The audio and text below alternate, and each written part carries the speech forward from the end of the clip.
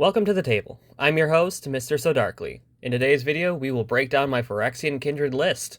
With the commander Vishgraz the Doomhive, we're on Abzan Phyrexians. Our goal? To complete the opposition through pure Abzan junk tactics. Poison and proliferation to seal the deal, and welcome everyone to New Phyrexia, where all will be one.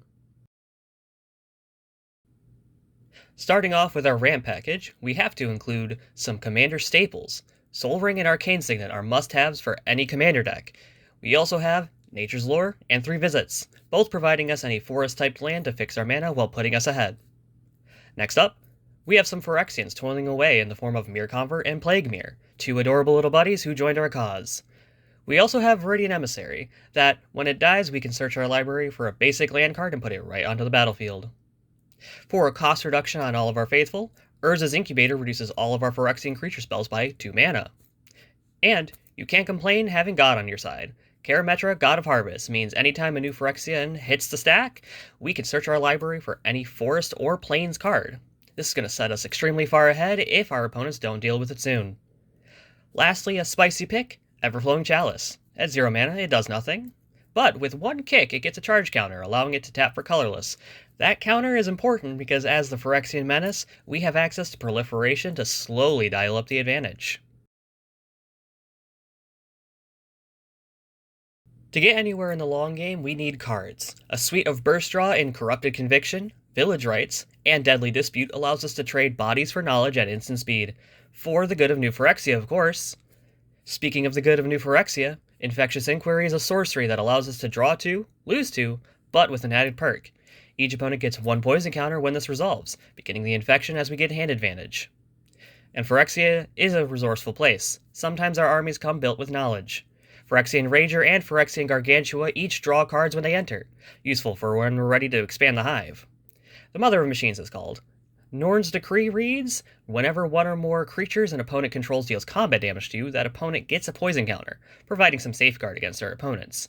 More importantly, it also reads whenever a player attacks, if 1 or more players being attacked are poisoned, the attacking player draws a card, giving us card advantage on almost all of our attacks, considering we want to poison the opposition.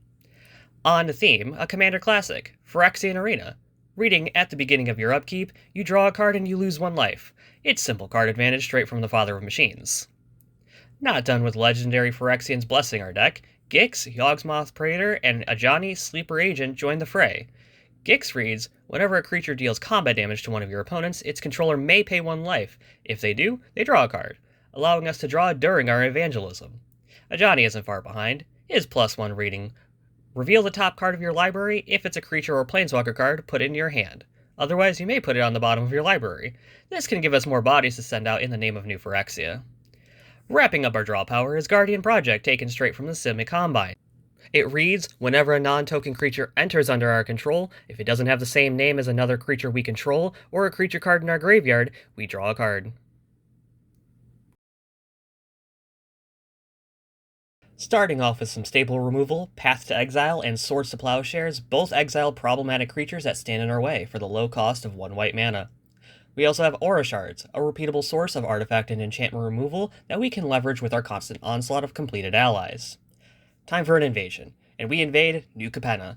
Sacrificing an artifact or a creature, we can exile an artifact or creature. When the invasion is done, we can use Holy Frazzle Cannon to boost our team in combat. We can also excise the Imperfect, carving away any target non-land permanent in exchange for an Incubator token with a number of +1/+1 counters equal to the mana value of that permanent. Our troops come packed with answers as well. Cankerbloom can be sacrificed for 1 mana to remove an artifact or enchantment, as well as being able to proliferate when the moment calls for. Viridian Corruptor can also hit an artifact when it enters, and for 1 and 2 green as a 2/2 with Infect, it's certainly worth having around. Infectious Bite provides a point of creature removal, dealing damage to an opponent's creature while also poisoning our opponents. For board wipes, we start off with Wrath of God's cousin, Day of Judgment. Clean and simple wide removal. We also have Starfall Invocation. When we're feeling generous, we can wipe the board, but revive our preferred champion to get back into the fight right away. For a more permanent solution to any board state, Sunfall exiles all creatures and gives us an Incubator token with a number of counters equal to the number of creatures exiled this way. Lastly, we have Pheresis Outbreak. First, our opponents get a poison counter, then each of their creatures get -1/-1 for each poison counter they have.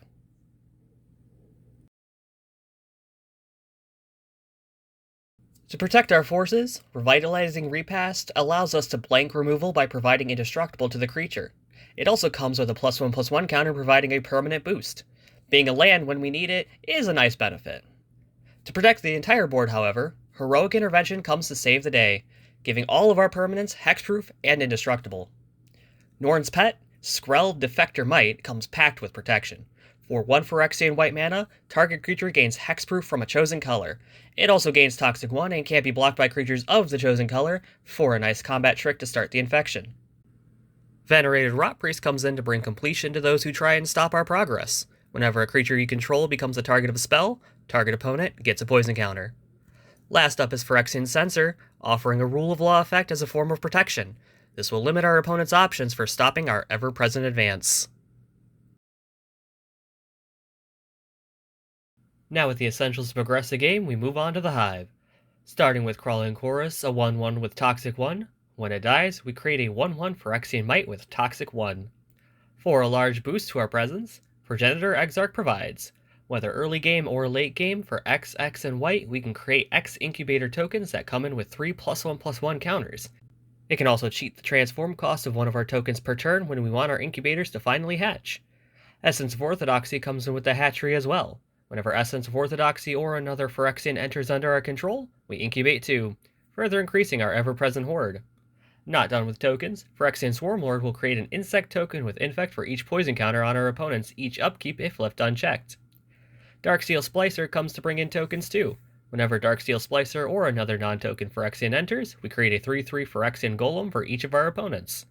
And finally, Teleportation Circle and Conjurer's Closet come into flash in troops at our end step, allowing us to flicker any of our creatures for their enters triggers. Vishgraz coming in with 3 1/1 Toxic Mites means each turn we can guarantee at least 3 more attackers in the next assault.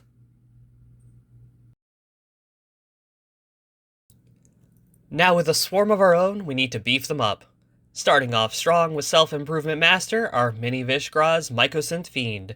It gets +1/+1 for each poison counter our opponents have. If one beat stick won't do, this guy is our backup. For utility, Glasswing Grace and Strength of the Harvest are both auras that have a front side that can boost up any creature.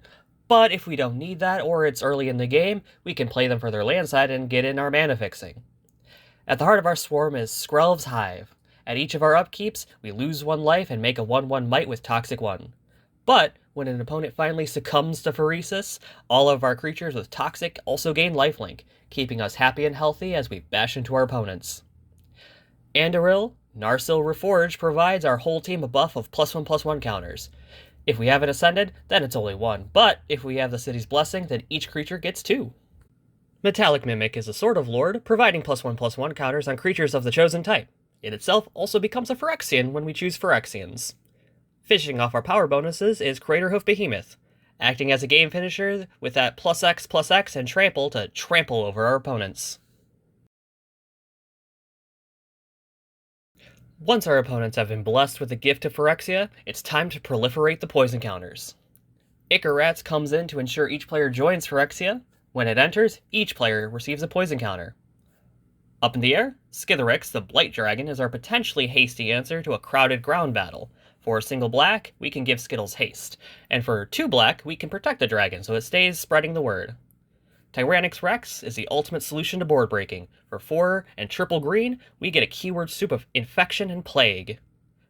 Thirsting Roots is one of our green to either search our library for a basic land card and put it into our hand, or to proliferate. Good mana fixing in the early game that stays relevant into the late game. Filigree Vector offers us an avenue to convert board advantage to more creeping presence. For 1 and tapping the Vector, we can sacrifice an artifact to proliferate. It also comes with a nice benefit of putting a charge counter on each non-creature artifact and a +1/+1 counter on each creature. To keep up the aggressive poisoning while we proliferate, Bloated Contaminator offers us an avenue. With Trample and Toxic 1, whenever it deals combat damage to an opponent, we get to proliferate. And Norn's Choirmaster comes in to make sure that Vishgraz can stay moving too. Reading, whenever a commander you control enters or attacks, proliferate. It incentivizes us to keep the commander in the red zone. To profit off any deaths, Brima's Blight of Oreskos proliferates at each end step if one of our Phyrexians died.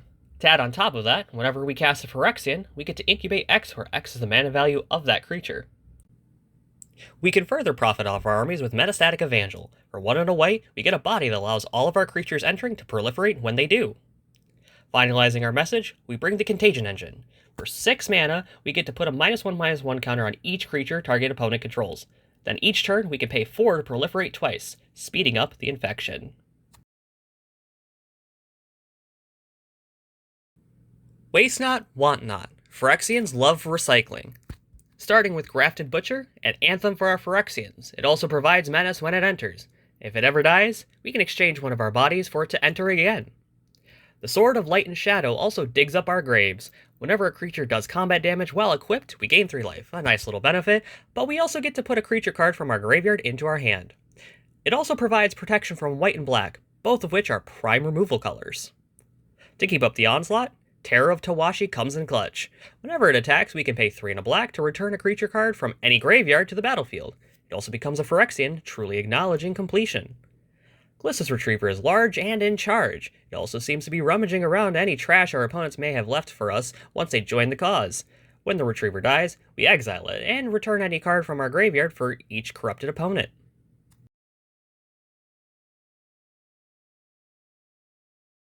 Lastly, we need land. The spheres need to grow, and there's prime real estate here. Some notable includes our 3-tree city is a big boost to mana if we've properly flooded the board.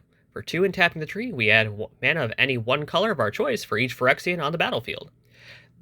The intended Father of Machines may have abandoned his duties, but his stronghold of Karn's Bastion still serves Phyrexia.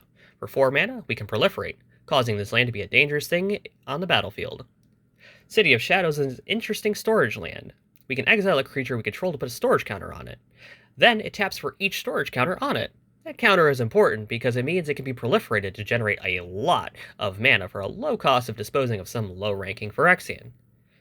And the great city of Erishin. The Abzan appreciate wasting nothing, and here we have a land that allows us to pay 1 and a black and exile a creature card from our graveyard to make a 1/1 spirit token. Any addition to our board presence is helpful, especially if the cost is this low. The rest of our mana base is lands that allow us to fix and provide mana. It's generally better than a pre-constructed deck, having some fetches, shocks, and the relevant triome.